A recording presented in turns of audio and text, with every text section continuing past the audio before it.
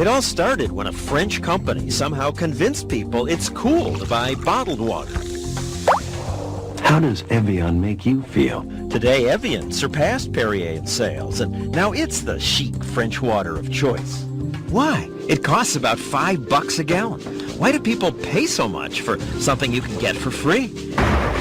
If they're not buying Evian, they buy Aquafina and Dasani and the dozens of new brands that are jumping into this billion-dollar business, including bizarre ones like Venus, the water for women. And this one with the Donald scowling at us. I'd have to be very thirsty to buy that. Is bottled water safer than tap water? Do you argue that it is? No, better? I wouldn't argue it's safer or not safer. Even Dr. Stephen Edberg, the person the Bottled Water Association told us to talk to, agree. Bottled water is no better for you. It's not healthier. Healthy is a funny definition. I wouldn't say it's healthier than tap water. I mean, it's both. They both provide water. The labels on the bottles do suggest they're special. Some show mountains or polar bears, but many of the names are wondrously misleading. You have to look at the fine print to find out that Everest water is not from Mount Everest, it's from here, Corpus Christi, Texas. Glacier clear water is not from a glacier. Its source is tap water from Greenville, Tennessee. Couldn't find any glaciers around here. Big selling Dasani, Aquafina, and 25% of all bottled water sold is just reprocessed tap water from cities around the country. One of Aquafina's sources is the Detroit River.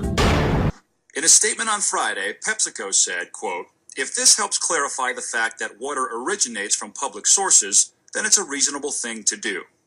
Coca-Cola's Dasani does the same thing. Purifies and bottles public drinking water. We are now exposing an underbelly truth. That is, a big percentage of bottled water in this country is tap water.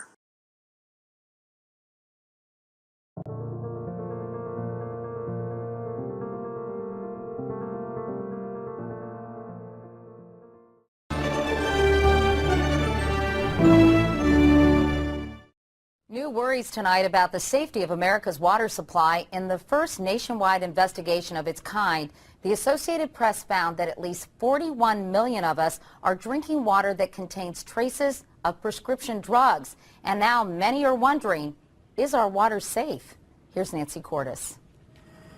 The Associated Press investigation reveals that nearly every drinking water supply in the country that's been tested for pharmaceuticals tested positive. 24 major metropolitan areas from coast to coast.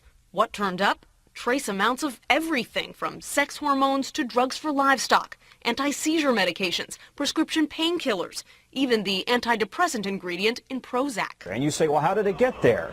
Well, without getting too graphic, all of us who take medication for one thing or another, we don't absorb all of it. It is excreted. It gets into the sewage system, into the water treatment plants. And then, because water treatment plants can't scrub it all out, if any of it, it just kind of dilutes on into the water system. How many water suppliers that you spoke to actually filter out pharmaceuticals?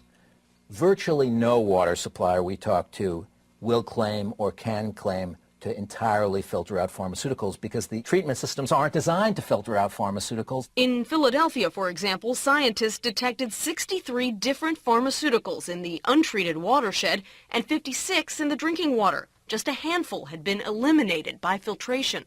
The EPA doesn't yet even require water providers to test for them. Prescriptions have risen by 13% in the past 5 years to 3.8 billion a year, and Americans buy nearly as many non-prescription drugs. It all gets flushed through our bodies and into the water supply.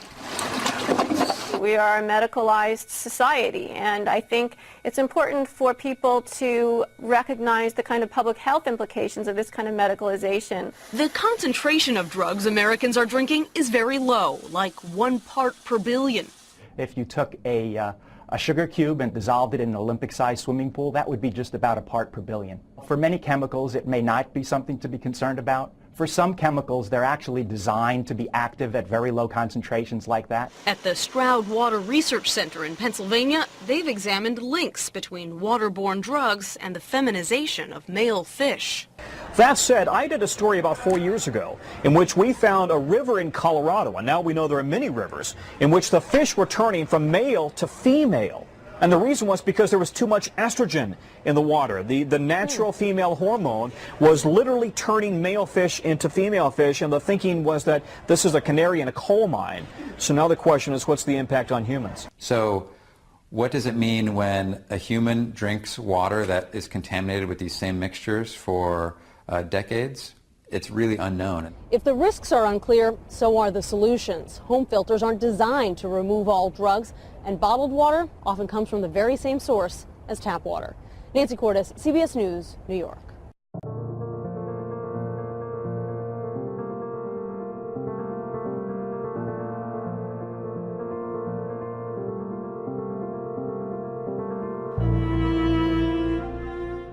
The water crisis in Flint, Michigan will arguably be remembered as one of the most important stories of 2016. Officials say as many as 12,000 children in the city may experience a range of serious health problems after being exposed to drinking water with high levels of lead.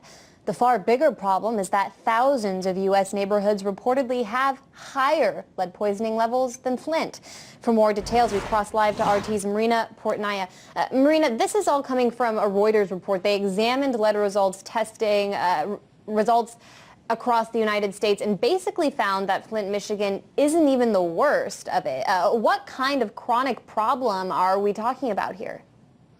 Well, Anya, we're talking about a significant problem that demands much more attention than it's getting. A Reuters investigation found nearly 3,000 U.S. areas with lead poisoning rates at least 2 times higher than the levels found in Flint, Michigan. According to Reuters, more than 1,100 U.S. communities examined had a rate of elevated blood tests at least 4 times higher than Flint.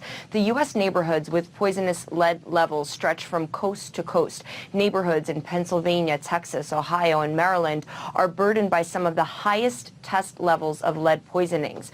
Like Flint, Michigan, the most toxic areas are plagued by what's called legacy lead. But in some areas of Baltimore, the rates of lead poisoning reach an astounding 40%, according to Reuters. It would reportedly cost tens of billions of dollars to clean up all of the lead in America. Right now, there's barely enough money in the federal budget for lead testing. Unlike Flint, thousands of American communities have received little or no funding to combat the toxicity. According to reports, more than 500,000 U.S. children have tested for lead poisoning, and they are at or above the warning levels set by the CDC. And remind our viewers what kind of effect lead has on human health, particularly, we know, on young children whose brains are still developing. That's right. Well, lead is toxic. While some metals can be beneficial in small amounts, the only thing lead does to human health is harm it. Experts say lead is particularly dangerous to young children because it can permanently damage developing brains. Lead poisoning in children has been linked to lower IQs, inability to pay attention, problems with impulse control, among many other things.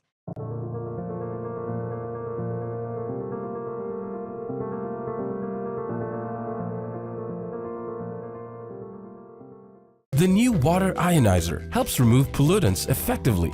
This produces clean, mineralized water with the most difficult contaminants reduced, and we have documented our results. As water ionizers have spread globally, so has demand for the ultimate ionizer filter, capable of advanced contaminant removal while retaining the beneficial alkalizing minerals. Standard treated and untreated tap water still contains urban, agricultural, industrial runoffs, pharmaceuticals, fluorides, and cleaning byproducts from the actual water treatment. You should be asking what type of filter you have in your ionizer. As a company, we decided to dramatically advance the performance of water ionizer filtration. And the result? Literally creating the cleanest and healthiest water possible. Because you deserve it. The reason this technology came about was we saw a great opportunity to take everything that our ionizers do and make it even cleaner and healthier for you. Toxins and chemical pollutants destroy our cells. Ionized alkaline water rebuilds our cells. But if we consume ionized water that is not clean of chemical pollutants, we're right back to where we started. The cleanest alkaline ionized water possible, with most harmful contaminants rendered scientifically non-detectable. We have our filtration performance tested at independent certified labs, and I'll never forget the first set of lab reports that came back. I was absolutely in awe at the levels of contamination that were removed, and I mean all across the board. Your VOCs, your organic compounds, your chemicals, your disinfectants, your heavy metals, yet everything beneficial such as the calcium, magnesium, potassium remained intact. I was surprised by such a simple device that it could deliver the type of results that it did. Through our supercharged media, trapping contaminants across the board while leaving the beneficial alkalizing minerals intact. Imagine the cleanest and healthiest water. That's the next generation. We took the opportunity to improve filtration, to give you the opportunity to take back your tap. You can now have the cleanest and healthiest water possible.